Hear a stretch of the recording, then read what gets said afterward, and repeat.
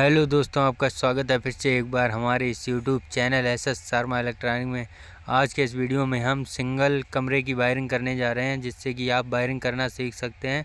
आज हमने सिर्फ एक कमरे की वायरिंग करके दिखाई है और यहाँ पर हमने पार्ट बहुत छोटे छोटे बनाए हुए हैं, जिससे कि आपका वीडियो लंबा हो जाएगा, जिससे आपको समझ में ज़्यादा आएगा, क्योंकि हमने यहाँ पर स्किप बिल्कुल नहीं किया है।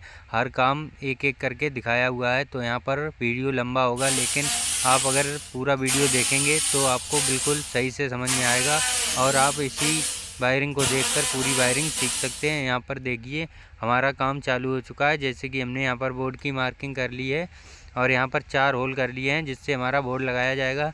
सबसे पहले आपको लाइट फिटिंग करने के लिए फंटी लगानी होती है, जो कि हमने इस वीडियो में फंटी लगाई हुई है। आप देख सकते हैं फंटी लग चुकी है सारे कमरे में। उसके बाद हमने यहाँ पर बोर्ड की मार्किंग कर ली है, जो हमारा मेन बोर्ड लगेगा, जिससे हमारी लाइट और पंखे चालू होंगे। वो हमने यहाँ पर बोर्ड लगाया है 4 गुल्ली, और उसके बाद 4 चाइना पेंच से इसको टाइट करेंगे, जिससे आपका बोर्ड बिल्कुल परफेक्ट तरीके से कस जाएगा। ये देखिए यहाँ पर हमने फंटी किस तरीके से लगाई हुई है। ये यहाँ से दूसरे कमरे से कनेक्शन हमने लिया है, जिससे कि हमारे इस कमरे में लाइट आएगी, जो कि 3 वायर होते हैं। इन्वर्टर और फेस न्यूट्रल के 3 वायर हमको मेन लाइन से लेकर आने हैं। तो वहाँ पर पहले से ही एक होल्डर लगा हुआ था, जहाँ से हमें न्यूट्रल, फेस और इन्वर्टर तीनों वायर मिलेंगे, और यहाँ से हम पंखे का वायर डालेंगे। उसके लिए हमने यहाँ पर स्टील वायर का प्रयोग किया है। तो हम यहाँ से बैंड की तरफ से अपना स्टील वायर डालेंगे और हमारा फैन बॉक्स की तरफ ये निकलेगा। वहाँ से हम 2 तार निकालेंगे, जिससे कि हमारी पंखे का कनेक्शन हो जाएगा। और वहीं से यहाँ पर देखिए एक लाइन गई हुई है इस दूसरी दीवार पर, तो हमको ज़्यादा भंटी लगाने की ज़रूरत नहीं है। ये हमारा स्टील वायर निकल आया है। यहाँ से हम फैन के 2 तार निकाल लेंगे। इसके बाद यहाँ से एक जो बैंड गया हुआ है, वहाँ पर हम एक ट्यूबलाइट का उपयोग करेंगे। तो वहाँ पर ट्यूबलाइट के लिए वायर ले जाएंगे यहीं से। तो हमको ज़्यादा भंटी, बस हमारी एक कमरे में इतनी ही भंटी लगी है। अगर आपके कमरे में सही तरीके से पाइपिंग हुई है तो भंटी बहुत कम लगती है। अगर पाइपिंग सही से नहीं हुई होगी तो भंटी बहुत ज़्यादा लगती है। अगर यहाँ पर पाइप नहीं पड़ा होता तो हम जहाँ पर ट्यूबलाइट लगाएंगे वहाँ तक हमें यहीं से भंटी लेकर जानी होती, क्योंकि हमें वहाँ वही तार ले जाने पड़ते। तो यहाँ पर हमारे तार इसी पाइप से पहुँच जाएंगे, तो हमको ज़्यादा भंटी लगानी नहीं पड़ेगी। तो यहाँ पर हमने 2 वायर पंखे के लिए जोड़ दिए हैं और टेपिंग कर दी है, जिससे हमारे तार बीच में नहीं खुलें। तो ऐसे ही करके आप भी पाइप के अंदर से तार निकालेंगे। यहाँ पर हमने ये तार देखिए स्टील वाला वायर डाल दिया है, और यहाँ से अब हम कॉपर का 1.5 mm वायर डालेंगे, क्योंकि हमारा पॉइंट के लिए 1.5 mm का वायर उपयोग में लिया जाता है। और जो हमारी मेन लाइन होती है उसके लिए हम 2.5 का डालते हैं। अगर आप एसी का पॉइंट दे रहे हैं तो आप 4 mm का वायर डाल सकते हैं, जिससे कि आपकी एसी भी चलेगी। तो यहाँ पर हमने 1.5 mm का वायर खींच लिया है, और यहाँ पर हम पंखे का एक न्यूट्रल और एक फेस छोड़ देंगे। न्यूट्रल हमारा कॉमन होता है, तो न्यूट्रल के सारे कट करके हमें न्यूट्रल के अंदर जोड़ देने होते हैं। जो मेन न्यूट्रल होता है हमारा 2.5 mm का, उसके अंदर सारे न्यूट्रल कनेक्ट हो जाते हैं और फेस हमारा बोर्ड तक जाता है। जैसे कि यहाँ पर देखिए हमने यहाँ पर फंटी निकाल ली है। जो हमें यहाँ पर एक ट्यूबलाइट निकालेंगे, तो वो यहाँ पर एक बैंड उतरा हुआ था, तो हमें फंटी नहीं लानी थी। अब यहीं पर हम एक जैक्सन लगा देंगे, 1 वे जैक्सन, और उसके नीचे हम एक ट्यूबलाइट लगा देंगे। तो वहाँ पर बहुत ही आसान तरीके से लग जाएगा। उसके बाद यहाँ पर देखिए एक वायर हमने यहाँ पर न्यूट्रल कनेक्ट किया है। यहाँ से जो न्यूट्रल लेकर जाएंगे फैन बॉक्स में कनेक्ट कर देंगे, तो हमारा यहाँ से एक ही न्यूट्रल जाएगा और 2 फेस जाएंगे। फेस एक हमारा जो बल्ब का होगा और दूसरा जो हमारा एक ट्यूबलाइट का होगा। तो यहाँ पर दोनों फेस हमारे पहुँच जाएंगे। तो जो दोनों पॉइंट के वायर होते हैं, जो पॉइंट के वायर होते हैं वो इन्हीं से जाते हैं। जो जो कमरे में हमारे उपकरण चलते हैं उन्हीं से एक एक वायर हमारा बोर्ड में जाता है, जिससे कि नया इलेक्ट्रीशियन होता है उसको लगता है कि यहाँ पर इतने वायर आए हुए हैं, तो हम कैसे फिटिंग करेंगे, और इतनी दिक्कत होती है। मतलब सोच के लगता है कि वायरिंग करना बहुत ही कठिन कार्य होता है। बोर्ड में जब बहुत से तार दिखते हैं तो दिमाग ख़राब हो जाता है, इसीलिए आपको समझ में नहीं आता है कि क्या करना चाहिए। तो यहाँ पर देखिए कोई भी तार, सिर्फ आपको 3 तार देखने होते हैं बोर्ड में। मेन तार वही 3 होते हैं, न्यूट्रल, फेस और इन्वर्टर। बाकी जो वायर होते हैं वो हमारे न्यूट्रल के पॉइंट होते हैं, जो कि किसी भी स्विच में आप कोई सा भी लगा देंगे तो वो सारे स्विच में ही कनेक्ट होते हैं। जैसे कि यहाँ पर हमारा पंखे का वायर जाएगा, एक ट्यूबलाइट का जाएगा और एक बल्ब का जाएगा। तो 3 वायर ये हो गए और 3 हमारे न्यूट्रल फेस इन्वर्टर के हो गए। तो पूरे बोर्ड में हमें 6 वायर मिलेंगे। और अगर किसी घर में अर्थिंग पड़ रही है तो एक वायर हरे कलर का पड़ेगा, ग्रीन वायर, जो कि हमारा अर्थिंग का होगा। यहाँ पर देखिए हम बोर्ड 12 वे का लिया हुआ है, तो यहाँ पर हम कनेक्शन करना आपको सिखा रहे हैं कि कैसे करके आप 12 वे का कनेक्शन कर सकते हैं। यहाँ पर देखिए स्विच में हमें लूपिंग करनी होती है, जिससे कि हम फेस का कनेक्शन सब में कर दें। हर स्विच में हमारा फेस जाएगा, तो हम जब स्विच चालू करेंगे तो हमारा फेस वाला जो वायर यहाँ पर जुड़ा होगा, जैसे कि बल्ब का वायर ऊपर जोड़ देंगे तो उसमें न्यूट्रल पहले से ही हमने कनेक्ट कर दिया है, जिसमें न्यूट्रल जाएगा, और स्विच जब हम ऑन करेंगे तो फेस भी चला जाएगा, तो हमारा उपकरण चालू हो जाएगा। तो ऐसे करके ही वायरिंग की जाती है। न्यूट्रल और फेस देना होता है। न्यूट्रल हमारा कॉमन रहता है हर एक तरफ से, और फेस हमको स्विच से देना होता है। तो यहाँ पर बोर्ड में जो स्विच लगी हैं उनमें लूप कर दिया है हमने। हर एक स्विच में हमने देखिए यहाँ पर जितनी भी स्विच हैं एक तरफ से हमने लूपिंग कर दी है। तो आप भी ऐसा करेंगे। स्विच में जो 2 पॉइंट होते हैं, एक एक पॉइंट में लूपिंग कर देंगे, और जो एक एक पॉइंट खाली बचेंगे उनमें हमारे पॉइंट के वायर आएंगे, जो जो हमारे कमरे में होते हैं। ट्यूबलाइट या पंखा या कोई डिजाइन की कोई चीज़ लगी हुई है, जैसे झूमर उमर लगा हुआ है, तो उनके सारे पॉइंट इसी के अंदर आएंगे। तो यहाँ पर हमने कर दिए हैं। और ये एक हमने स्विच इसलिए छोड़ दिया है क्योंकि यहाँ पर एक 16 एम्पियर का स्विच लगा हुआ है, उसमें लूपिंग इसलिए नहीं की है क्योंकि यहाँ पर हमारा लाइट का पॉइंट रहेगा। इतनी जो वायरिंग की है ये हमारी इन्वर्टर की वायरिंग हो गई है, जिससे हमारी इन्वर्टर चलेगी, और ये वाला सॉकेट हमारा लाइट से चलेगा, और ये वाला हमारा एक है जो इन्वर्टर से चलेगा, और सारी वायरिंग इन्वर्टर से होगी। अब हम यहाँ पर फेस का कनेक्शन करने के बाद न्यूट्रल कनेक्शन करेंगे।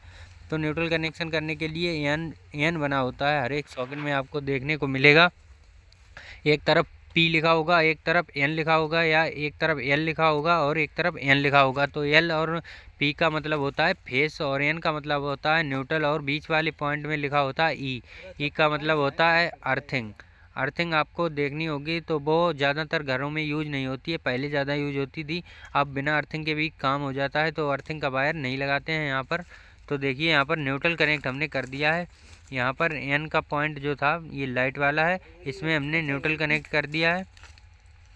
और उसके बाद यहाँ पर दूसरी तरफ हम न्यूट्रल कनेक्ट करेंगे, और ये इसके अंदर तार ज़्यादा मोटा था तो वो उसके अंदर नहीं आ रहा था। तो यहाँ पर देखिए ऐसे करके आप बड़ा तार छील लेंगे, और इसको डबल करके, आपको कट नहीं करना है वायर, क्योंकि कट करने से तार निकल जाता है और सही तरीके से वायरिंग नहीं होती है, स्पार्किंग करता है। तो आपको तार जहाँ तक हो उसको कट नहीं करना है, बहुत अच्छे तरीके से और साफ़ तरह से वायरिंग करनी होती है, जिससे कि एक बार वायरिंग करने के बाद कभी वो ख़राब ही ना हो, और बहुत अच्छे तरीके से आपको काम करना होता है। तो यहाँ पर हमने देखिए यहाँ पर वायर इसके अंदर फिट कर दिया है डबल करके, तो ये बहुत अच्छे तरीके से और टाइट हो जाएगा। और उसके बाद यहाँ पर न्यूट्रल कनेक्शन करने के बाद हमको फेस के जो इसको मतलब ये हमारे पास जो सॉकेट है ये भी एक उपकरण है, इसको भी न्यूट्रल और फेस की आवश्यकता होती है। तो यहाँ पर न्यूट्रल कनेक्ट करने के बाद इनको फेस देना होगा, लेकिन फेस हमें इससे स्विच से देना होता है, क्योंकि ये हमारे सॉकेट हैं जो चढ़ने मतलब कि फेस के मतलब न्यूट्रल जो होता है और सॉकेट जो होता है वो हमारा हमेशा चालू नहीं होना चाहिए, जब हम स्विच ऑन करेंगे तभी चालू होना चाहिए। तो यहाँ पर स्विच का प्रयोग करेंगे, तो यहाँ पर न्यूट्रल हमारा कनेक्ट हो गया है। अब एक पॉइंट जो बचा हुआ है उसको फेस से लगाएंगे। तो यहाँ पर स्विच का जो ऊपर का पॉइंट है उससे हम इसको फेस देंगे, ऊपर वाले में कनेक्ट करके, और इसके जो P वाला पॉइंट होगा उसमें कनेक्ट कर देंगे, जिससे कि हमारा फेस आने लगेगा इसके अंदर। जब हम स्विच ऑन करेंगे तो फेस इसमें आ जाएगा, तो हमारे सॉकेट का भी कनेक्शन हो जाएगा। उसके बाद ये बोर्ड हम आपको बोर्ड के अंदर लगाना सिखाएंगे, जो कि हमारा दीवार में सरफेस लगा हुआ है, वहाँ पर जो वायर आए हुए हैं उनको कैसे लगाते हैं उसको भी हम इसी वीडियो में आपको सिखाएँगे।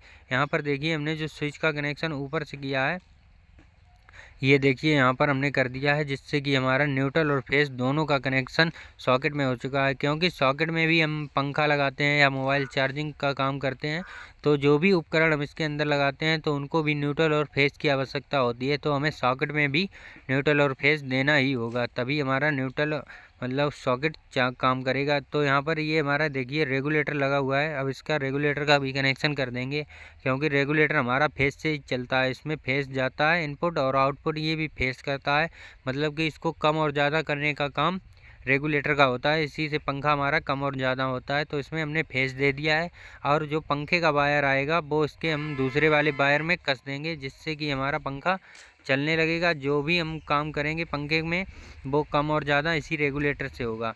जैसा हमने उसमें कनेक्शन किया था उसी हिसाब से इसमें कनेक्शन हम फेस का कर देंगे, जो कि हमारा ये वाला इन्वर्टर से चलेगा। वो हमने लाइट से किया था, क्योंकि ये हमारा 6 एम्पियर का सॉकेट है और वो हमारा 16 एम्पियर का सॉकेट है।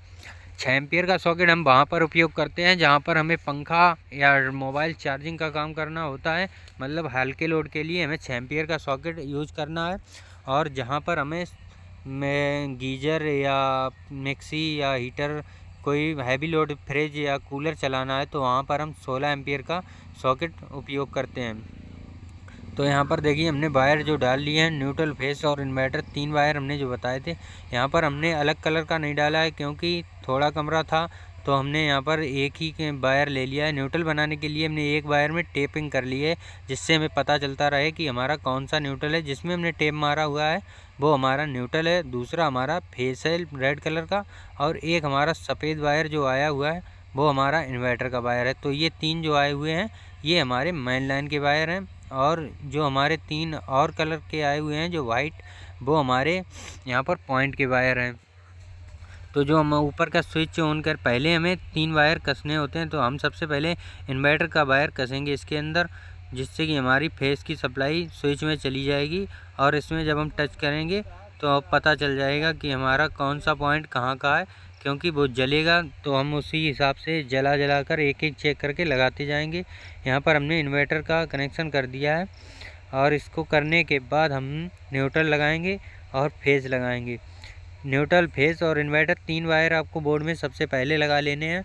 उसके बाद हमें पॉइंट के वायर चेक कर के लगाने हैं कि कौन सा वाला वायर कौन से वाले बल्ब का है या ट्यूबलाइट का है या पंखे का है, उसी हिसाब से हम इसको चेक कर के लगाएंगे।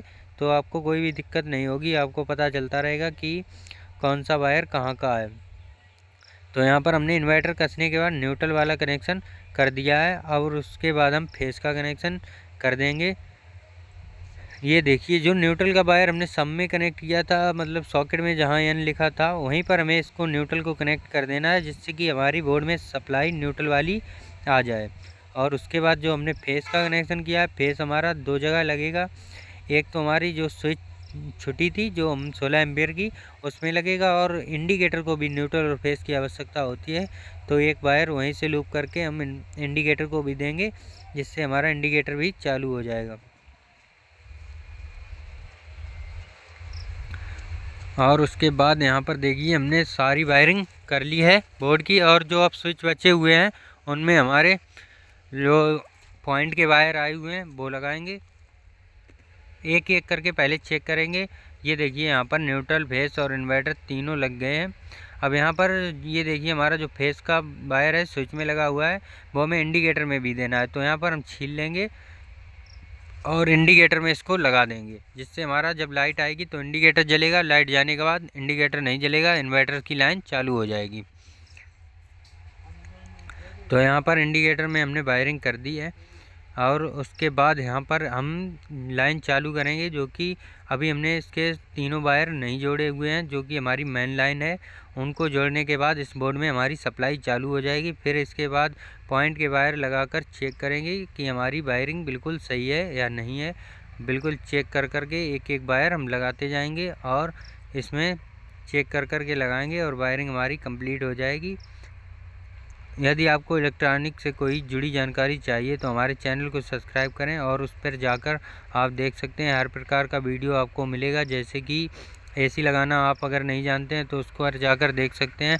फ्रिज, कूलर, पंखा और वॉशिंग मशीन, जो भी आपको इलेक्ट्रॉनिक से जुड़ी जानकारी चाहिए हमारे वीडियो पर जाकर चैनल पर देख सकते हैं। हर प्रकार का वीडियो आपको मिलेगा। हमारे वीडियो पर वायरिंग का काम होता है, हाउस वायरिंग, बहुत प्रकार के वीडियो पड़े हुए हैं, आप जाकर सीख सकते हैं उसमें। जैसा कि आप देख सकते हैं इस वीडियो में, यहाँ पर हम आपको दिखा रहे हैं वायरिंग जो कि हमारा लगा हुआ है पहले से।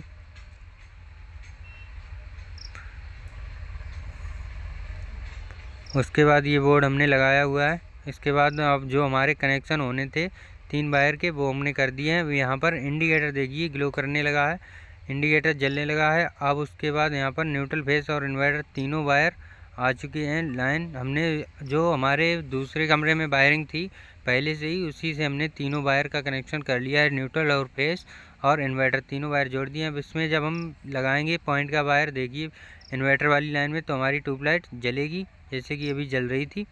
वैसे हम इसको अब इसके अंदर कस के लगा देंगे। जो हमने चेक कर लिए जल रही थी, अब इसको हमें जिस नंबर पे लगाना है उसी में इसको टाइट कर देंगे और हमारी ट्यूबलाइट जलने लगेगी। और उसके बाद यहाँ पर एक बल्ब लगा हुआ है, उसको लगाएंगे। फिर पंखे वाला कनेक्शन जो हम चेक करें, देखिए यहाँ पर ट्यूबलाइट जलने लगी है। और उसके बाद यहाँ पर पंखे का कनेक्शन हम जब टच करेंगे, पंखा अभी लगा नहीं है, तो यहाँ पर जो बल्ब लगे हुए हैं वो सारे जल जाएंगे। और एक पॉइंट बचेगा जिससे कुछ नहीं चलेगा, तो उससे पता चल जाएगा कि ये हमारा पंखे का कनेक्शन है। तो उसको हम रेगुलेटर में लगाकर छोड़ देंगे और हमारा पंखे का कनेक्शन हो जाएगा। जैसे कि यहाँ पर एक बल्ब और लगा हुआ है। जैसे कि यहाँ पर अभी बल्ब हमने नहीं लगाया क्योंकि बल्ब नहीं था, तो हमने यहाँ पर अपनी ड्रिल मशीन के 2 वायर जोड़ लिए हैं। अब इसको टच करेंगे तो हमारी मशीन चलेगी, तो इससे हमें पता चल जाएगा ये वाला जो वायर है वो हमारा कहाँ का है, मतलब पंखे वाला नहीं है, ये हमारा बल्ब वाला वायर है। तो हम इसको जिस भी स्विच से करना चाहते हैं उसी स्विच में इसको लगा देंगे और हम फिर बोर्ड को बंद कर देंगे और हमारी वायरिंग हो जाएगी कंप्लीट बिल्कुल। अगर आपको कोई भी पार्ट इसमें समझ में नहीं आया है तो आप वायरिंग का मतलब पूछ सकते हैं कमेंट करके कि हमें ये वाला पार्ट समझ में नहीं आया है, तो हम उसको दोबारा से बनाकर आपको भेज देंगे। और यहाँ पर देखिए पूरी वायरिंग कंप्लीट हो चुकी है। इस कमरे की, एक कमरे की वायरिंग करने के लिए आपको ज़्यादा वायर नहीं चाहिए। देखिए यहाँ पर जो पॉइंट का वायर होता है वो 1.5 mm का होता है, इन्वर्टर का वायर होता है वो 1 mm का आप लगा सकते हैं। और उसमें जो मेन लाइन का वायर होता है, जो वो न्यूट्रल और फेस, वो 2.5 mm का होता है।